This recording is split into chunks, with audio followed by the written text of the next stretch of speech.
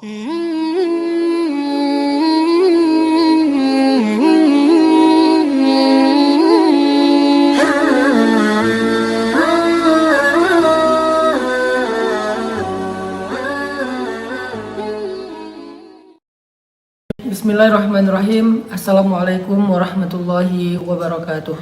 Alhamdulillahirabbil alamin wassalatu wassalamu ala asyrafil anbiya'i wal mursalin wa ala alihi wa ashabihi ajmain. Rabbi shrah li sadri wa yassir li amri wahlul 'uqdatan min lisani yafqahu qawli. Qala Allah Ta'ala fil Qur'anil Karim, a'udzu billahi minasy syaithanir rajim. Bismillahirrahmanirrahim. Ya ayyuhalladzina amanu kutiba alaikumus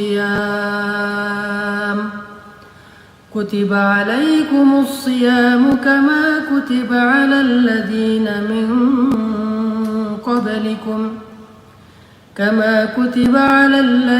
min qablikum la'allakum tattaqun. Shadaqallahul azim.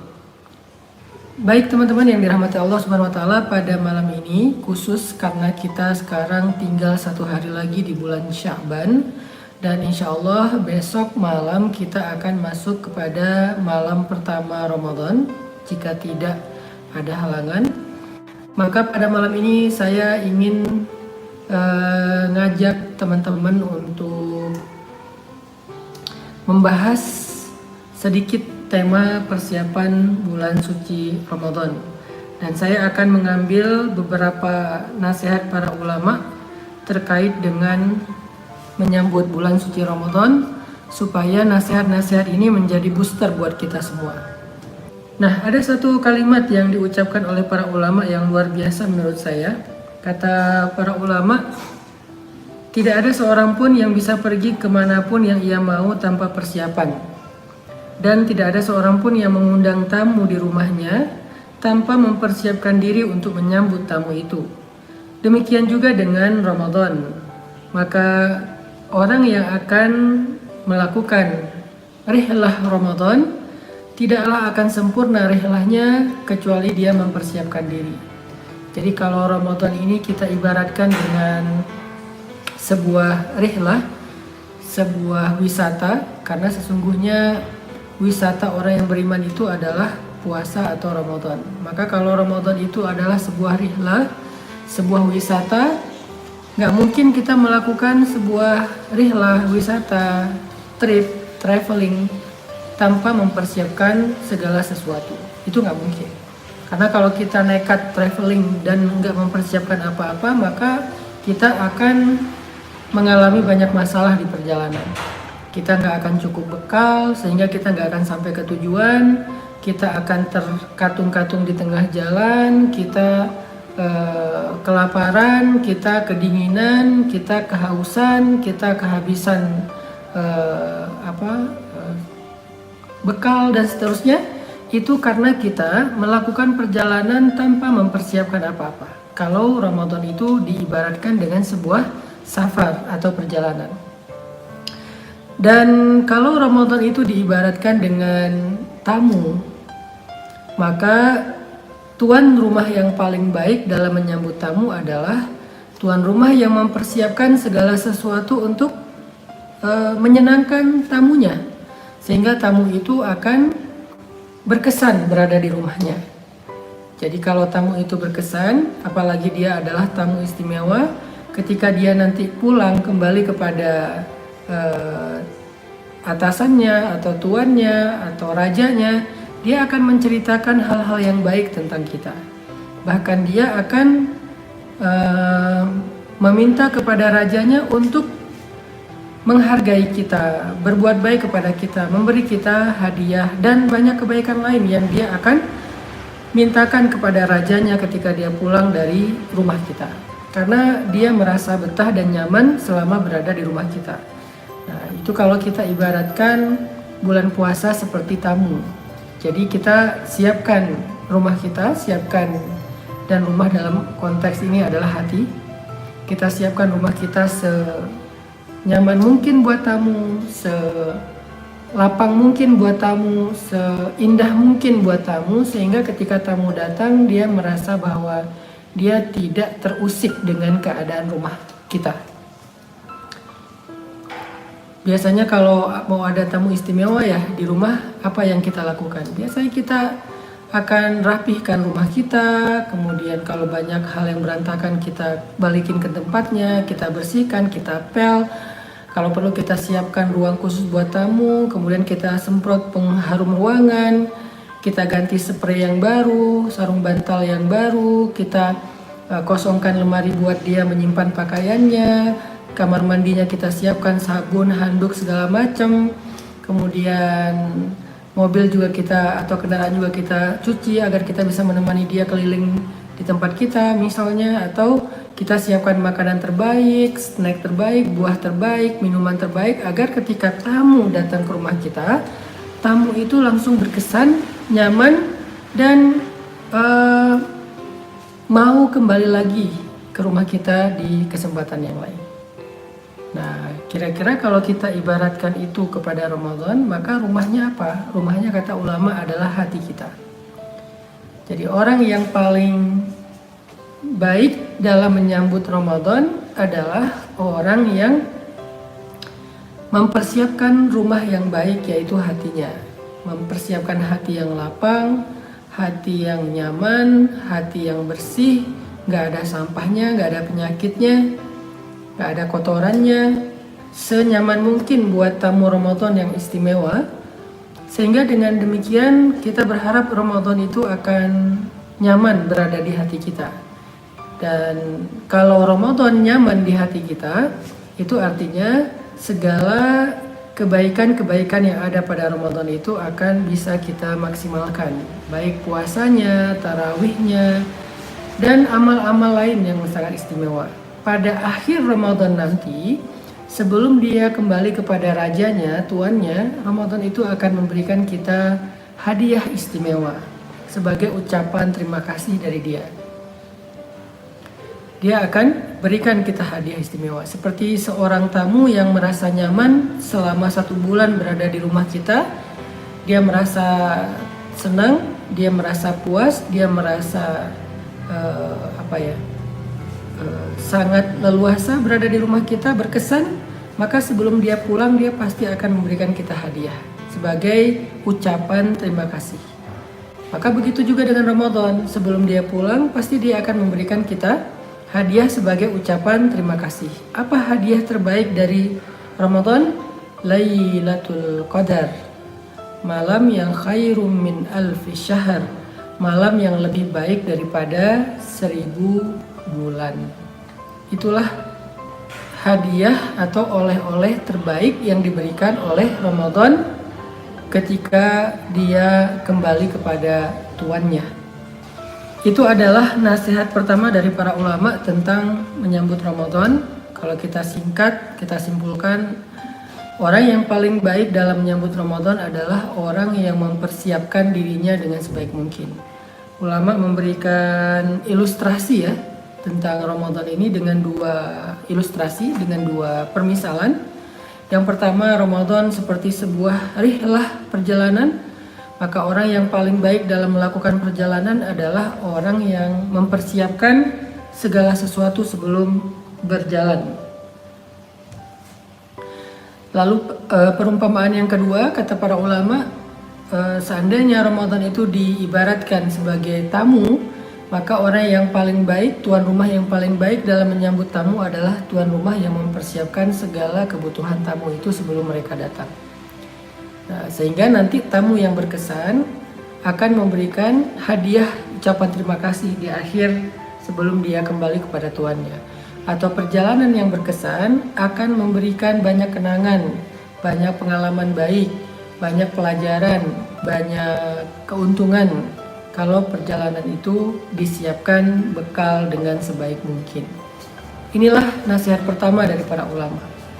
Pertanyaannya adalah, apa yang perlu kita siapkan? Bekal apa untuk menyambut Ramadan? Tadi saya sebutkan salah satunya, kalau diibaratkan Ramadan itu seperti tamu, maka kita siapkan rumah kita sebaik mungkin untuk Ramadan. Dan rumah yang paling baik untuk Ramadan dalam konteks Ramadan adalah hati kita. Itulah rumah yang paling baik. Sehingga siapa yang mempersiapkan hatinya, siapa yang membersihkan hatinya, melapangkan hatinya dalam menyambut Ramadan, insya Allah dia telah memulai perjumpaan dengan Ramadan secara baik, secara berkesan. Itu persiapan pertama yang perlu kita coba renungkan sebelum kita menyambut Ramadan. Persiapan kedua adalah persiapan ilmu. Karena Ramadan itu adalah salah satu di antara sekian banyak syariat Allah. Dan kita nggak bisa mengamalkan satu syariat Allah itu hanya dengan hawa kita, dengan kepengennya kita. Saya maunya begini, saya maunya begitu, nggak bisa. Kita harus belajar, kita harus baca lagi. Coba buku-buku lama kita yang bertema tentang Ramadan, kita buka lagi nih. Kita baca lagi fikihnya, kita baca lagi pembatal puasanya, kita baca lagi syarat-syaratnya, kita baca lagi adab-adabnya, kita baca lagi hadis-hadisnya, kisah-kisah inspirasinya, supaya sebelum kita masuk Ramadan, masih ada waktu 1 hari ini, kita sudah mempersiapkan ilmu, karena itu adalah sebaik-baik persiapan. Al-ilmu qabla al-amal, kata para ulama. Ilmu itu harus selalu mendahului amal, nggak boleh beramal sebelum berilmu, harusnya berilmu dulu baru beramal. Jadi termasuk kita dengan mendengar nasihat-nasihat ulama yang ada di banyak sosial media, terutama ulama-ulama yang kita kenal dan kita percaya dari sisi keilmuan dan keamanahan mereka, maka kita belajar lagi, kita dengarkan lagi. Dan itu butuh banget untuk ngebooster hati kita dan ngebangun persepsi pikiran kita. Ngebooster hati dan pikiran. Hati itu butuh dibooster supaya semangat, pikiran itu butuh dibooster supaya paham, supaya nggak bingung, supaya nggak galau. Makanya persiapan yang paling baik setelah mempersiapkan hati adalah mempersiapkan pikiran, yaitu dengan ilmu. Baca, iqra, baca lagi, dengarkan lagi, simak lagi, perhatikan lagi tentang bab Ramadan. Bahkan kalau misalnya kita serius mempersiapkan diri terhadap Ramadan, dalam menyambut Ramadan, maka kita akan semakin ngerasa Ramadan itu istimewa. Tapi kalau kita nggak mempersiapkan diri terhadap Ramadan, kita kayak biasa-biasa aja, tiba-tiba udah malam pertama Ramadan, kita jadi nggak ngerasa apa-apa, nggak ada yang beda gitu. Jadi akhirnya kita ngerasa Ramadan itu nggak terlalu istimewa. Karena nggak terlalu istimewa, amalan kita pun tidak akan istimewa. Jadi mempersiapkan Ramadan itu, nasihat-nasihat di akhir Sya'ban itu bukan sekedar basa-basi, tetapi itu dalam rangka untuk mengkondisikan suasana hati, perasaan, dan pikiran kita bahwa sebentar lagi kita mau ketemu dengan Ramadan. Sebentar lagi kita mau memasuki bulan Ramadan. Jadi benar-benar kita siapin dengan serius. Baca, dengarkan, perhatikan. Itu adalah nasihat pertama dari ulama, yaitu mereka meminta kita untuk mempersiapkan diri.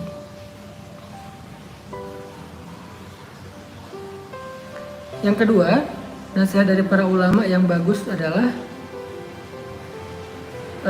mereka bercerita, dulu orang-orang soleh sebelum kita, mereka berdoa selama 6 bulan agar dipertemukan dengan bulan suci Ramadan. Kemudian mereka juga berdoa selama 6 bulan setelahnya agar Allah menerima amal ibadah mereka selama bulan Ramadan. Itu adalah salah satu contoh betapa antusiasnya orang-orang soleh sebelum kita terhadap Ramadan. Saking antusiasnya, saking mereka mencintai Ramadan, saking mereka rindu dengan Ramadan, maka disebutkan selama 6 bulan sebelum Ramadan, mereka selalu berdoa. Selama 6 bulan, mereka berdoa agar dipertemukan dengan Ramadan. 6 bulan berdoa. Kita mungkin baru teringat untuk berdoa dipertemukan dengan Ramadan itu di bulan Rajab. atau bahkan di bulan Sya'ban, atau bahkan H-3, H-2, atau H-1. Ada juga yang bahkan nggak sadar tiba-tiba udah Ramadan. Malam ini udah tarawih ya? Masih belum ngeh gitu. Saking kita nggak kangen dengan Ramadan, saking kita nggak terlalu care, nggak terlalu peduli dengan Ramadan. Dan itu menjadi salah satu cermin, salah satu indikasi tentang kondisi iman kita, karena orang yang tidak merindukan Ramadan maka pasti imannya bermasalah.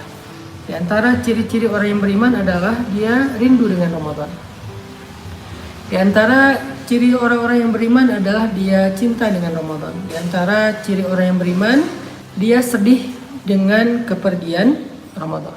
Jadi disebutkan di dalam kisah orang-orang soleh sebelum kita bahwa kanu yad'una Allah Ta'ala sittata ashhur ay yuballighahum Ramadan wa yad'unahu sittata ashhur ay yataqabbala minhum. Jadi para salafus soleh atau orang-orang soleh sebelum kita, mereka berdoa selama sittata ashhur, selama 6 bulan agar dipertemukan dengan Ramadan.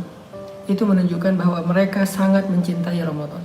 Mereka sangat merindukan Ramadan. Jadi 6 bulan mereka menunggu Ramadan. Mereka nunggu Ramadan 6 bulan. Berapa lama kita menunggu Ramadan? 3 hari, 1 minggu, 1 bulan misalnya. Bagaimana cara kita menunggu? Apakah kita menunggu hanya dengan diam? Ataukah kita menunggu sambil mempersiapkan hati kita sebagai rumahnya Ramadan? Apakah kita menunggu dengan mempersiapkan ilmu sebagai bekal Ramadan? Apakah kita menunggu dengan berdoa agar Allah menerima kita untuk bertemu dengan Ramadan? Atau bagaimana cara kita menunggu Ramadan? Nah, di situ juga kita jadi belajar sebetulnya keadaan iman kita seperti apa. Dan itu jelas banget, nggak bisa dibohongin. Jadi muhasabah diri kita masing-masing lah. Kita introspeksi diri kita masing-masing, kita tanya, kalau ulama dulu membuktikan cinta mereka terhadap Ramadan dengan berdoa selama 6 bulan, maka bagaimana dengan kita? Bagaimana dengan kita? Apakah kita merindukan Ramadan seperti mereka? Apakah kita mencintai Ramadan seperti mereka? Dan jawabannya bukan dengan lisan. Jawabannya lihat aja pada diri kita selama ini. Berapa bulan kita mendoakan pertemuan dengan Ramadan? Allahumma ballighna Ramadan. Allahumma ballighna Ramadan. Ya Allah, pertemukan kami dengan Ramadan. Kapan kita doa itu? Oh, seminggu yang lalu Ustaz. Oke. Nggak terlalu telat juga. Oh, baru malam ini Ustaz. Nggak apa-apa. Belum telat juga. Tapi ada juga orang yang bahkan nggak berdoa itu tiba-tiba udah masuk Ramadan. Itu menunjukkan bahwa dia nggak rindu dengan Ramadan. Kalau dia nggak rindu dengan Ramadan, maka dipertanyakan kebaikan di dalam hati atau imannya. Itu. Kemudian wa yad'una Allah sittata ashhur min ba'dih ay yataqabbala minhum. Setelah Ramadan, orang-orang soleh sebelum kita juga masih tetap berdoa kepada Allah agar Allah menerima ibadah mereka selama Ramadan kemarin. Jadi 1 tahun full mereka berdoa tentang Ramadan. 1 tahun mereka berdoa tentang Ramadan. 6 bulan sebelumnya mereka berdoa agar dipertemukan dengan Ramadan. Masuk bulan Ramadan sampai 6 bulan setelahnya, sampai 6 bulan kemudian mereka berdoa agar Allah menerima amal-amal mereka selama Ramadan. Kenapa? Kok sebegitu antusiasnya para ulama tentang Ramadan? Saking mereka sadar dan paham betapa Ramadan ini waktu yang sangat istimewa. Kalau nggak paham nggak akan kayak gini. Kalau nggak paham nggak akan seantusias ini. Kalau nggak paham betapa Ramadan itu sesuatu yang sangat istimewa, mereka nggak akan habiskan waktu 1 tahun berdoa tentang Ramadan. Apa yang paling sering kita doakan dalam doa-doa kita? Yang paling sering kita minta apa? Meminta jodoh? Berarti itulah hal yang paling penting bagi kita. Yang paling sering, arti yang paling sering dalam waktu yang lama. Jodoh, berarti itulah yang paling penting bagi kita. Gak salah sih, tapi di situ kita jadi tahu diri siapa kita sebetulnya. Apakah masalah harta, pekerjaan? Berarti itulah yang paling penting bagi kita. Apakah masalah keluarga? Berarti itulah yang paling penting bagi kita. Sedangkan orang-orang soleh sebelum kita, yang paling sering mereka doakan di dalam doa-doa mereka sepanjang tahun adalah tentang Ramadan. Ini menunjukkan betapa mereka mencintai Ramadan. Ini menunjukkan betapa mereka menganggap Ramadan adalah yang paling penting, yang paling istimewa dalam hidup mereka. Dan malam ini kita masih bisa berdoa dengan doa seperti itu. Allahumma barik lana fi Rajab wa Sya'ban wa ballighna Ramadan. Allahumma ballighna Ramadan. Ya Allah, pertemukan kami dengan Ramadan. Ini adalah nasihat kedua. Jadi berdoa kepada Allah agar dipertemukan dengan Ramadan dan merasa rindu kepada Ramadan, merasa cinta kepada Ramadan. Dan itu nggak bisa dibuat-buat. Gimana biar muncul rasa cinta dan rindu terhadap Ramadan? Gak ada jalan lain kecuali kita belajar untuk mengenal Ramadan lebih dekat. Karena bagaimana muncul rasa cinta kalau kita tidak kenal? Kan ada istilah tak kenal maka tak cinta. Jadi harus kenal dulu dengan Ramadan. Kita tahu nggak Ramadan itu seberapa istimewa? Kalau ibarat seorang perempuan, seberapa cantik dia, seberapa menawan dia, seberapa baik dia. Kalau ibarat laki-laki, seberapa baik, seberapa bertanggung jawab, seberapa mampu dia. Kenal nggak kita? Karena kalau nggak kenal nggak akan ada rasa. Jadi kita belajar untuk lebih mengenal Ramadan. Apa yang harus kita tahu tentang Ramadan? Keutamaannya, fadilahnya. Ramadan itu apa aja? Ramadan itu kelebihannya apa aja? Sehingga ketika kita tahu kelebihan Ramadan 1, 2, 3 dan seterusnya, semakin muncul rasa kita untuk menghargainya, menganggapnya istimewa, sampai muncul rasa cinta, rindu dan seterusnya. Makanya di awal Ramadan atau menjelang Ramadan, Nabi SAW menyampaikan sebuah khutbah atau sebuah nasihat kepada para sahabat di masa beliau. Kata Nabi, "Qad ja'akum Ramadan, syahrun mubarak, iftaradallahu alaikum siyamah, tuftah fihi abwabul jannah, wa tughlaq fihi abwabul jahim, wa tughallu fihi syayatin, fihi lailatun khairum min alfi syahr. Man hurima khairaha faqad hurim." Kata Nabi, telah datang kepada kalian Ramadan, bulan yang penuh dengan kebaikan, bulan yang penuh dengan kebaikan, syahrun mubarak, kata Nabi. Kalau Nabi bilang mubarak, maka benar-benar mubarak. Mubarak itu artinya berkah. Arti berkah itu ziyadatul khair. Kebaikannya itu bukan berkurang, bukan sama, tapi nambah terus. Itu arti berkah. Definisi berkah dalam Islam itu ziyadatul khair, bertambah kebaikan, itu arti berkah. Makanya ketika kita bilang semoga berkah, artinya semoga bertambah kebaikannya. Maka ketika ada hari yang disebut dengan Yaumun Mubarak, hari yang berkah atau Syahrun Mubarak, bulan yang berkah, berarti bulan itu, hari itu, waktu itu adalah waktu yang kebaikannya bertambah. Jadi hari Ramadan itu setiap hari bertambah kebaikan. Hari pertama ada kebaikan, hari kedua lebih banyak lagi, hari ketiga lebih banyak lagi, hari keempat lebih banyak lagi, sampai 10 hari terakhir berlimpah kebaikan. Itulah yang disebut dengan Syahrun Mubarak. Artinya bulan yang kebaikannya bertambah setiap hari. Sehingga kalau misalnya kita merenungkan ini saja, gak bisa hanya kita baca, kita harus renungkan, kita tafakuri.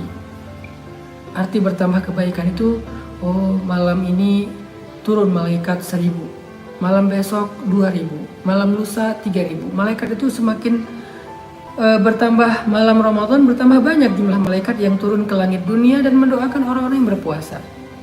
Malam ini Allah berikan sekian ampunan, malam besok lebih banyak ampunan, malam lusa lebih banyak lagi ampunan. Malam ini Allah dekatkan ke surga, malam besok lebih dekat lagi, malam lusa lebih dekat lagi, dan seterusnya. Malam ini Allah berikan rahmat dalam kehidupan orang yang berpuasa, malam besok rahmatnya ditambah, malam lusa ditambah lebih banyak lagi. Itu artinya mubarak. Jadi arti mubarak ziyadatul khair, bertambah kebaikan. Jadi kalau Nabi mengatakan qad ja'akum Ramadan syahrun mubarak, telah datang kepada kalian bulan Ramadan, bulan yang bertambah kebaikannya setiap malam, bertambah kebaikannya setiap hari, bertambah kebaikannya setiap maghrib, bertambah kebaikannya setiap sahur, bertambah kebaikannya setiap tarawih, bertambah kebaikannya setiap ayat yang ditadaruskan, bertambah kebaikannya setiap waktu. Itulah yang disebut dengan mubarak. Sehingga kalau kita renungkan dan kita coba bayangkan, kebaikan-kebaikan itu wujudnya macam-macam. Ampunan bertambah, pahala bertambah, rahmat Allah bertambah, doa-doa malaikat bertambah, kasih sayang Allah bertambah. Pokoknya semua bentuk-bentuk kebaikan bertambah pada bulan Ramadan setiap harinya. Kemudian Nabi mengatakan, iftaradallahu alaikum siyamah tuftah fihi abwabul jannah. Allah mewajibkan kepada kalian pada bulan itu untuk berpuasa. Kemudian Nabi mengatakan, tuftah fihi abwabul jannah wa tughlaq fihi abwabul jahim. Pada bulan itu Allah dibukakan pintu-pintu surga. Bukan satu pintu, tapi abwab, banyak pintu. Tuftah fihi abwabul jannah. Dibukakan banyak pintu surga.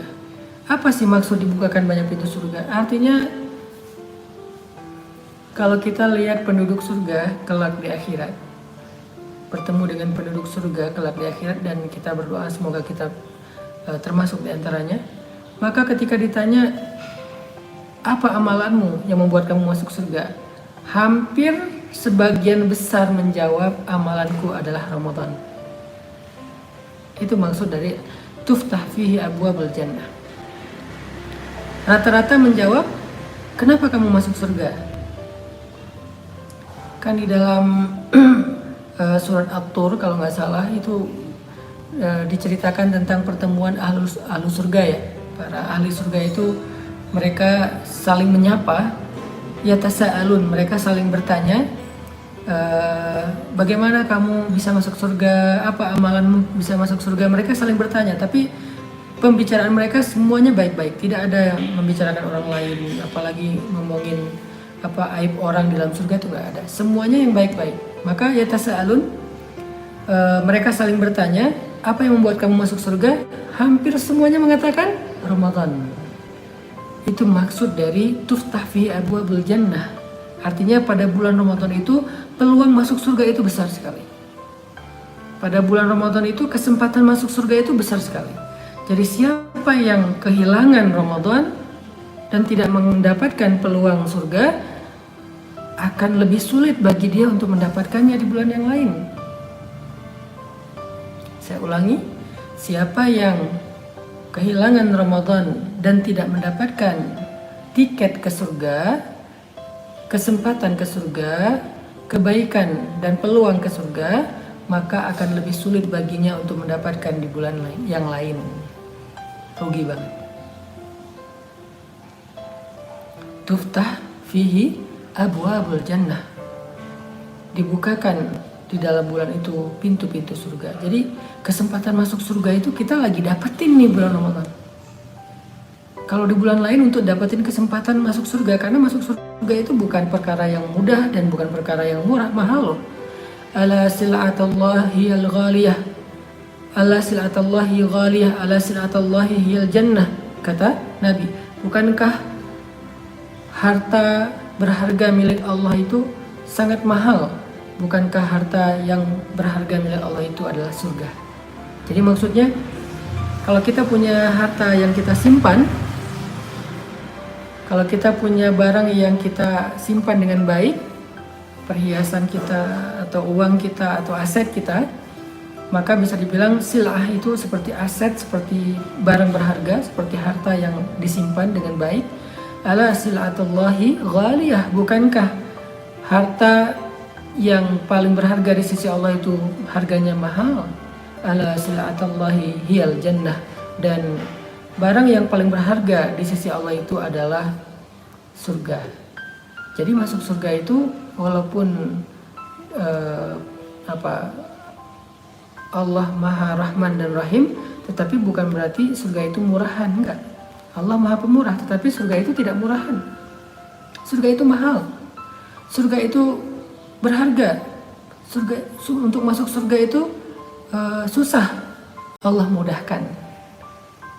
Kalau mau pakai cara normal, masuk surga itu susah. Bisa dibilang hampir nggak ada satupun dari kita yang saat ini sedang ikut talim mungkin yang layak masuk surga.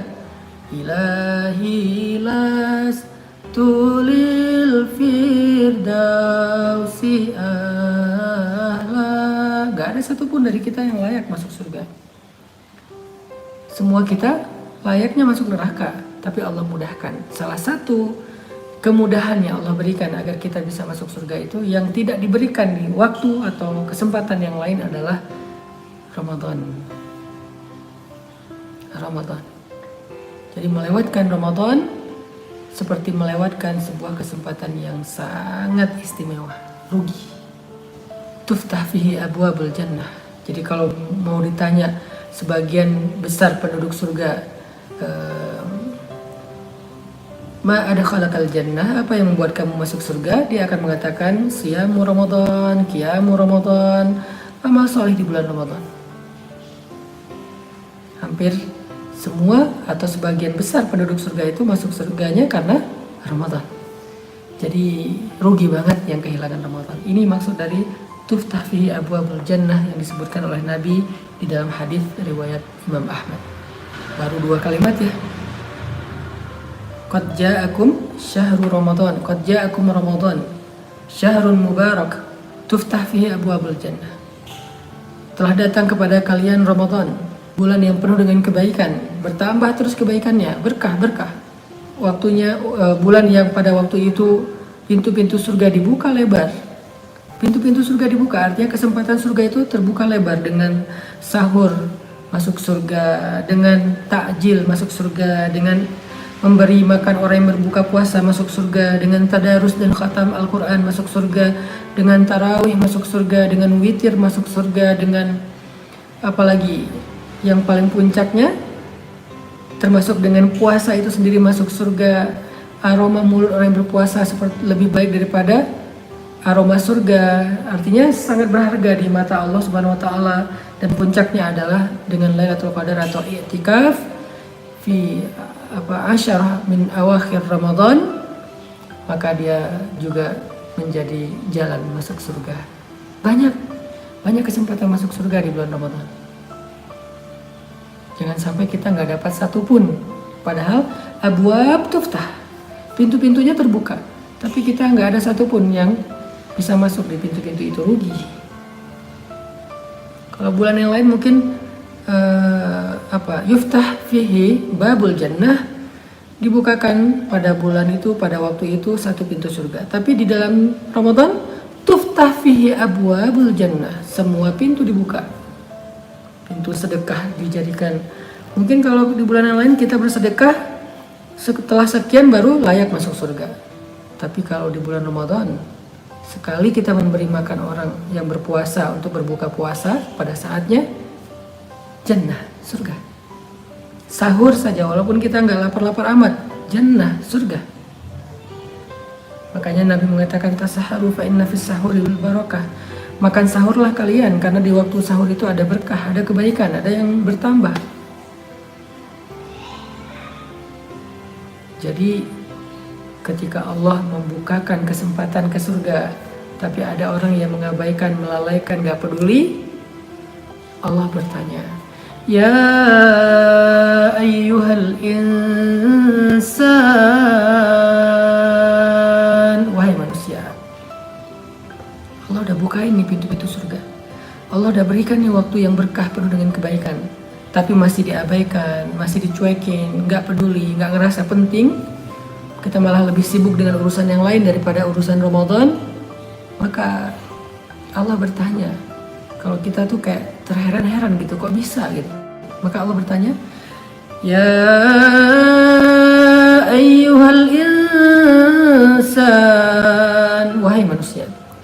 Ya ayyuhal insan ma gharraka gharraka bi rabbikal karim. Wahai manusia, apa yang membuat kamu lalai dari Rabbmu yang maha baik? Kok masih lalai dari kasih pintu-pintu surga? Nanti di waktu dia di akhirat nggak masuk surga, dia bilang, ya Allah, kok engkau tidak adil kepada saya, ya Allah, kenapa saya nggak bisa masuk surga, ya Allah, ya Allah, ya Allah. Dia menyalahkan Allah, padahal Allah udah membukakan abwab, banyak pintu di bulan Ramadan. Nggak lama, ayyaman ma'dudat, cuma beberapa hari doang. Bukan syuhur, bukan sinin, bukan bulan yang banyak, bukan waktu tahun-tahun yang banyak, cuman ayam, cuman beberapa hari. Allah nggak mengatakan syuhurun ma'dudah, beberapa bulan, nggak, sinin, nggak, beberapa tahun, ayam, hanya beberapa hari saja. Itu pun bukan 24 jam, siang saja berpuasa. Yang lain kita bisa beribadah tanpa harus merasa lapar, merasa haus. Jadi udah dimudahkan sama Allah jalan ke surga, udah dimudahkan jalan sama Allah untuk dapat ampunan, udah dimudahkan oleh Allah untuk mendapatkan rahmat, masih enggan juga, masih mengabaikan juga, masih cuek juga, masih nggak peduli juga. Allah nanya, ma gharraka bi rabbikal karim, apa yang membuat kamu lalai dari Tuhanmu yang maha baik? Tuftah fihi abwabul jannah, dibukakan pada waktu itu pintu-pintu surga. Artinya kesempatan masuk surga di bulan Ramadan itu luar biasa besar, yang tidak ada di bulan yang lain. Amalan kecil yang kita nggak sadar ternyata babun min abwabil jannah, menjadi salah satu di antara pintu-pintu surga. Amalan terkecil yang kita nggak sadar. Kemudian wa tughlaq fihi abwabul jahim, dan ditutup, dikunci, bukan cuman ditutup, dikunci, fihi abwabul jahim, pada bulan itu pintu-pintu neraka. Apa maksudnya? Apa maksud pada bulan itu pintu neraka ditutup? Pintu-pintu neraka ditutup. Apa maksudnya? Maksudnya yang tadinya dia sudah berada di tepi jurang neraka, ada yang berada di tepi jurang neraka karena zina, ada yang berada di tepi jurang neraka karena durhaka kepada orang tua, ada yang sudah berada di tepi jurang neraka karena riba, ada yang sudah berada di tepi jurang neraka karena meninggalkan sholat, ada yang sudah berada di tepi jurang neraka karena zalim. Ada banyak dosa yang membuat kita berada di tepi jurang neraka, dan hampir saja tergelincir, terpeleset untuk masuk ke dalam jurang neraka itu. Atau bahkan sudah dicap, huwa min ahlin nar, hadzal rajul min ahlin nar, fulan min ahlin nar. Dia itu termasuk orang ahli neraka, laki-laki ini ahli neraka, perempuan itu ahli neraka, fulan ahli neraka. Mungkin sudah dicap, tetapi karena Ramadan, tughlaq, Allah tutup pintu neraka. Maksudnya Allah selamatkan mereka dari api neraka, walaupun kaki mereka sebelah sudah berada di dalam neraka. Dalam bahasa kiasannya, walaupun sebelah kaki mereka sudah berada di dalam neraka, Allah selamatkan mereka, Allah ajak mereka, Allah tarik mereka dengan Ramadan. Walaupun sudah dicap nama mereka, ditulis di pintu neraka, Allah tutup pintunya, namanya dihapus, dia jadi min ahlil jannah. Itu maksudnya sangat banyak orang yang selamat dari api neraka karena Ramadan. Jadi nanti kalau ada orang yang dikeluarkan dari api neraka di akhirat, lalu ditanya, ma akhrajaka minan nar, apa yang membuat kamu keluar dari api neraka? Amalan apa yang kamu punya sehingga kamu yang tadinya udah divonis ahli neraka tiba-tiba selamat? Apa? Ma akhrajak, apa yang membuat kamu selamat dari api neraka? Maka sebagian besar orang-orang yang selamat dari api neraka itu akan menjawab, Ramadan. Yang menyelamatkan kami dari api neraka Ramadan. Dengan seizin Allah, kami selamat karena Ramadan. Kami selamat karena keberkahan mubarak, syahrul Quran. Masya Allah. Tughlaq fihi abwabul jahim. Jadi kalau mau cari waktu di mana ada kesempatan besar untuk selamat dari api neraka, Ramadan. Kalau mau cari waktu di mana ada kesempatan untuk masuk surga, Ramadan. Kalau mau cari waktu di mana setiap harinya bertambah kebaikan, Ramadan. Ramadan. Dan kemudian Nabi mengatakan juga, wa tughallu fihi syayatin, dan diikat pada bulan itu syaitan-syaitan. Diikat pada bulan itu syaitan-syaitan. Apa maksud diikat syaitan pada bulan itu? Karena syaitan itu memiliki pasukan yang sangat banyak. Dan ada pasukan yang memang dia sangat spesial dalam menggoda manusia. Membuat manusia malas, membuat manusia durhaka, dan segala macam lah. Maka pemimpin-pemimpin setan-setan yang sering sekali mengusik manusia, pada bulan itu diikat. Mereka nggak bisa keluar. Mereka dikurung di lautan. Terus kenapa masih ada orang yang berbuat dosa, masih ada orang yang bermaksiat? Itu karena dia sendiri sudah lebih ngerti daripada syaitan dalam berbuat dosa. Artinya sebetulnya kalau kita mau beramal soleh di bulan Ramadan, kita jauh lebih ringan. Karena kita tidak perlu dihalang-halangi oleh syaitan. Kita nggak perlu disusah-susahkan oleh syaitan. Tapi kalau ada juga yang udah Allah ikat, syaitan masih juga malas, masih juga berbuat dosa, itu berarti dia sudah sangat terlatih. Berarti dia udah ditarbiyah banget sama syaitan selama ini. Maka yang harus dia lakukan adalah taubat. Dan yang terakhir Nabi mengatakan, fihi lailatun khairum min alfi syahr. Pada bulan Ramadan itu ada satu malam yang lebih baik daripada 1000 bulan. Man hurima khairaha faqad hurim. Siapa yang tidak mendapatkan kebaikan malam itu, maka dia termasuk orang yang tidak mendapatkan kebaikan apa-apa. Ini kalimat penting nih. Karena membahas Lailatul Qadar lebih baik daripada 1000 bulan udah sering. Tapi kalimat yang terakhir kata Nabi, man hurima khairaha faqad hurim. Siapa yang gak mendapatkan kebaikan malam Lailatul Qadar, maka dia tidak mendapatkan apa-apa lagi. Jadi orang yang kehilangan Lailatul Qadar seperti kehilangan apapun dalam kehidupannya. Dia gak dapat apa-apa dalam hidup. Seperti itulah pentingnya Lailatul Qadar. Yang kehilangan Lailatul Qadar seperti gak dapat apa-apa dalam hidup.